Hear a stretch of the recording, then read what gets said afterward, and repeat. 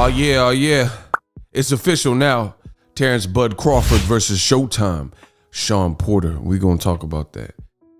What up, Fight World? It's your boy Ego, and I'm back with some more boxing. Make sure you smash the like button. Throw a like on the video. Listen, I don't know how you found my video. Somehow, some way, you did. So help others find the video by doing a simple gesture, throwing a like on the video. I believe it goes a long way. So let's jump into the mix. It is now confirmed and official. Now, I've reported on this, so we knew it was coming down the pipeline, but it's great to have it all set in stone. The ink is dried, and it's official. You see on Top Rank's verified page, it's on. The World Welterweight Championship of the World with Crawford versus Porter. Saturday, November 20th on ESPN Plus pay-per-view in association with Premier Boxing Champions. So, let me give you guys some context, and then I'll give some thoughts on the fight. This is an ESPN Plus pay-per-view. Per usual, if you guys want to order this fight, use my link in the description. It does help the channel when you guys click on that link and just support great boxing. I'll definitely be ordering the fight and watching the fight. It's an amazing fight. ESPN Plus pay-per-view. It will not be on Premier Boxing Champions home networks. There's a lot of confusion. People think this is a fight similarly to like Wilder and Fury, where it's a joint deal. This is not that.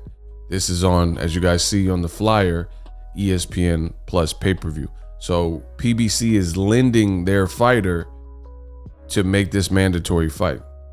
Now, it says, just announced, challenge accepted. Bud Crawford gets his legacy-defining fight as he's set to defend his WBO world title against Shawn Porter Saturday, November 20th, exclusively on ESPN. 2 hours ago, this is fresh breaking news. And it's interesting that Top Rank even, kept it real right here and says he gets his legacy-defining fight. So to me, that shows that they are cognizant of his run at welterweight. That's the biggest thing that's eluded Bud Crawford. Nobody that I know has doubted that the man can fight. I've never seen anyone that said, Bud Crawford's soft, or he can't fight, or he's not a disciplined fighter. I've never, ever heard anyone say that I can recall. The biggest gripe that we've seen, he got a GOAT shirt. That's dope. He got a GOAT shirt. The biggest gripe that I've seen from, any level of criticism is who you've linked up with, Bob Arum, Top Rank, who you re-signed to, who you did an extension with, and the inability to provide you with and secure you those meaningful fights at a meaningful time.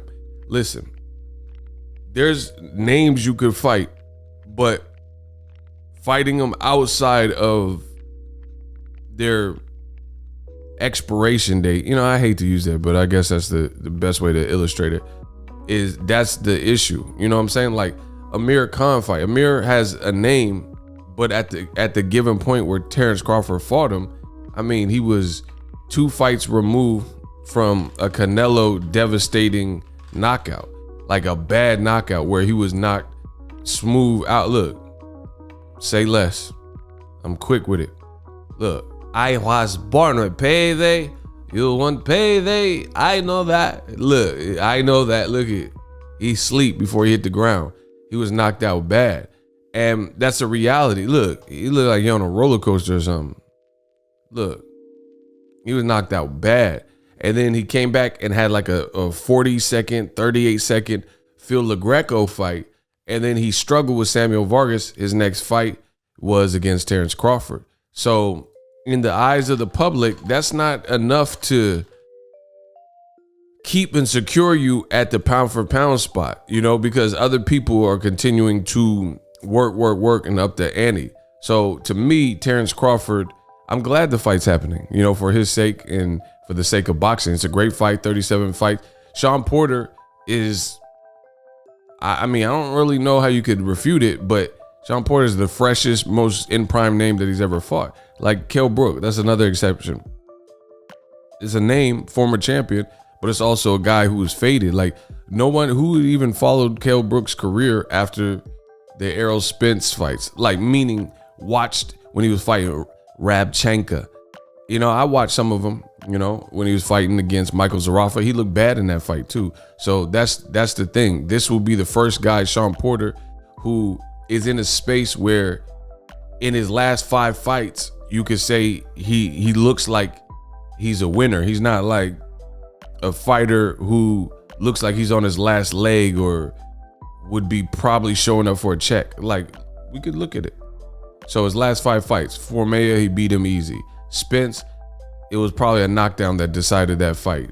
It was very close and he really came. Yordenis Ugas, who just beat Pacquiao, and Pacquiao retired. Congratulations to, I believe I will, you know, shout out to Manny Pacquiao announcing his retirement. But the Ugas fight was super tough. I thought Ugas won slightly, you know, by a couple rounds. But at the end of the day, it was a close fight. Danny Garcia, he beat. Granados, he beat with a fractured hand. Berto, he stopped. Keith Thurman, people argued as to the outcome. Adrian Broner, he beat 11 rounds except for the round he got knocked down. Eric Bonet, I think he stopped him. Yeah, he KO'd him in 5. You see what I'm saying? So that's Shawn's pedigree. And then he fought the undefeated Kell Brook. But just to, by way of contrast, so you guys can see, the Kell Brook fight for Porter was in 2014 when Kell Brook was undefeated. Terence Crawford just fought him in 2020 at the, you know, November, right before Thanksgiving of last year. So to me, I think Crawford kind of needed a big name of somebody that's durable, respected, so he could really show. And that's kind of what he's saying. Let's check in and tap in with him.